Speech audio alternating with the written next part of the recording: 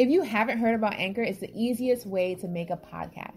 Let me explain. It's free 99. There's a creation tool that allows you to record and edit your podcast right from your phone or computer. Anchor will distribute your podcast for you. Want to be heard on major platforms like Spotify, Apple Podcasts? You sure can. You can make money from your podcast with no minimum listenership. It's everything you need to make a podcast in one place. So download that free Anchor app or go to anchor.fm to get started today. Welcome to Custom Made in New York podcast, reminding women of their worth 1 week at a time. This show is dedicated to all women, custom made especially to win. I'm your host, Raven Joseph. Hi everyone, welcome back. Thank you so much for tuning in. Last week on episode 12 of Custom Made in New York, we talked about what is grief, and we talked about the different forms and what is pretty much healthy or not. And this week I just wanted to continue on with that conversation and just discuss finding yourself after loss. All of us have experienced loss, but some of us experience loss in a way that we are lost after the loss, right? Like, for instance, losing a job that you've dedicated your life, like your life's mission is that job, and you lose it, and it's so hard for you to bounce back because you don't know where to start. So this episode, Finding Yourself After Loss, is for all of us who have experienced this, whether it's losing a job, a basketball game, a relationship, a loved one, a physical ability, right? Or losing your home, having to move, right? We've all experienced loss. I think one of the main things, and we talked about what grief is, right? The reaction that we have to a loss. I think we have to, I know we have to grieve. We have to allow that process of grieving, whatever it looks like for you. Allow yourself to just deal and come into a place where you've accepted what's happened in your life. And one of the ways that we have to accept is to forgive, right? And I say that because, like, for instance, sometimes if we lose a job, for example, and I'm going to keep like using jobs as an example, but if we lose a job, we may blame ourselves or we may blame others, right? We might say, oh, this person said I wasn't doing my job and I got fired, or, you know, I should have done this better. That's why I was let go. That can happen in a job. It can happen in relationships. It can happen through death. And just recognizing that you have to forgive. In order for you to move forward, you're going to have to forgive any form of blame that, you know, you're dealing with. And a lot of us don't jump to that, right? We dwell in the sorrow. We dwell in what was in the past, and it's so important for us to change our mindset, just to shift it into thinking of the good that can happen in the future. And when we talk about loss of like family members and things like that, it is hard to like say how can I move on, or look towards the future, like how is that even possible, right, in this state? But I'm sure our loved ones wouldn't want us to can happen in the future. And when we talk about loss of like family members and things like that, it is hard to like say how can I move on, or look towards the future, like how is that even possible, right, in this state? But I'm sure our loved ones wouldn't want us to be in sorrow. They wouldn't want us to not move forward or not be happy. And if we're going to do it, if we can't do it for ourselves, we can do it for them, right? Like, what has this person taught me? What has this person inspired me to do? You know, changing your mindset and making something good out of the situation that you're in, and shifting your thinking, I think, is like so hard, but once you do it, it feels good. It's rewarding.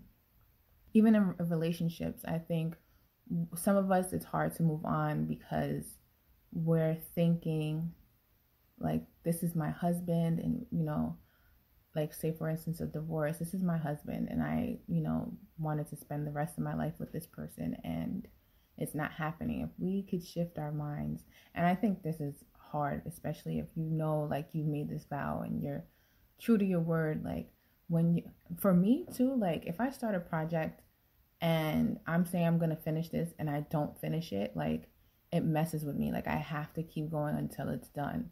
But and I say this like even like in relationships, like if you have that one track mind after it's over and after you're grieving and you're dealing with the loss and you're just thinking, well, this was the only person for me, this is the only one, then it's going to be hard for you to move forward. But if you think like there are opportunities out there for me, um you know, there's like how many billions of people in this world, you know, like if you're taking yourself out of feeling guilty for even thinking that it's okay to move on and to think of possibilities of meeting other people, it'll be a lot easier.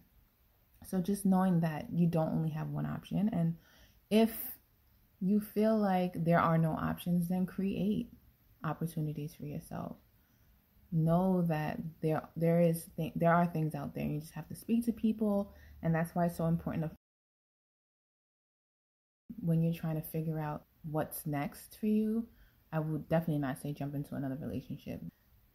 Find time for yourself, and when you feel like you're dwelling on the past, what your life was when you're back at that old job, what your life was like when you were back in that your old block, or when you had that title, right, that you lost. Talk to somebody, try to get your mind off of it. Talk about how you feel about it and why it's bothering you. Write about it, write it down, let it all out, but try not to be stuck in that one mindset of your past is your identity and that's just how it is and that's who you are, and without it you cannot move forward. When you've lost, right, I think it's hard to transition, like I said before, but to think about the possibilities of even having something better. What was I watching on? I was listening to somebody on social media yesterday, and they were saying how they had a certain standard for themselves, and they didn't know there was anything better because it was good enough. But then when they experienced the loss and they started dealing with somebody else, they realized that there's something better out there, right? And just thinking of that with jobs, like you could be set in your job, working there for 20 years, and then you get fired or let go, and then you start to experience new things, and you find out, wow, this is so much more fulfilling than it was for me when I was working this old job, or this new community that I'm in is so much more for me than on my old block where people were holding me back. You know, exploring new opportunities, determining what your talents, your skills are, and, you know, like using the things that happened in your past to actually move forward. I remember when I was in college and that happened to me. I had been playing basketball since I was in the 7th grade, and every year, and even in the summer, like Nike tournaments, like I was always balling, like ball was life. And I was a transfer student, so my 3rd year in college, I decided to focus more on my academics. So I did not try out for that varsity team, and I had been on the varsity team every year since 7th grade. I just wanted to participate in the sports club. And I remember my mom telling me, you know, you have to try new things. You know, you're getting older. And she knew how much I love basketball, but she wanted more. I ended up trying out for the sports team, and I did not make it. It's not that I wasn't good enough. There were people that were better than me, but there were also people who were just as good as me. So I didn't outshine, you know, my peers. And for the first time, I didn't make the team, and I was devastated. I was a transfer student, so I really didn't know anybody there. And every single weekend from August, September, I was going home. I was driving home. I didn't want to stay on campus because, no, seriously, ball was life. So all I wanted was my family. If I couldn't play basketball, like there was no purpose of me being on campus.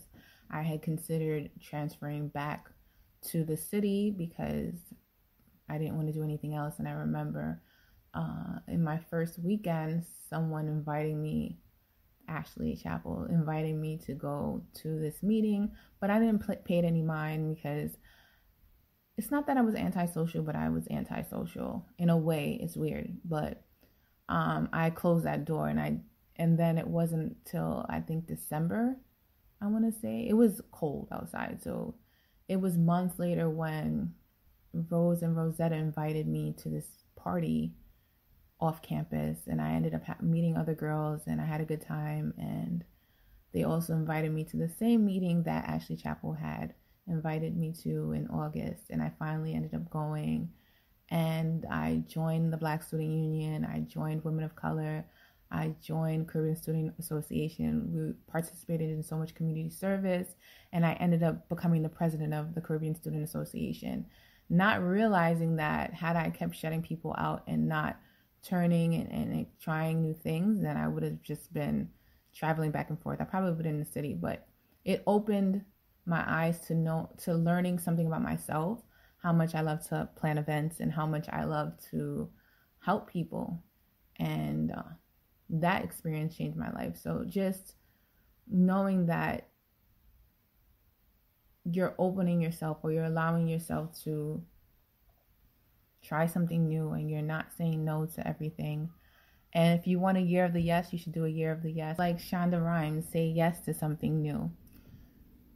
And you don't know what doors will open for you. So it's never too late to start somewhere. But one thing I have recognized in the past year is that we're always going to experience loss. Like no matter how hard and dedicated we are to something, it's inevitable. So I can spend my time chasing the next best thing, or allow life to be turned upside down each time that I, am at a loss, or I can just find a way to be grounded, and I decided last year to choose to be grounded in God and to work on my spiritual foundation. I feel like I've chose to form a relationship with Him because at the end of the day, I'm a child of God first and foremost. That's who I am. And in my entire life journey, that's who I've been, and that's who I'm always going to be. That's a constant in my life.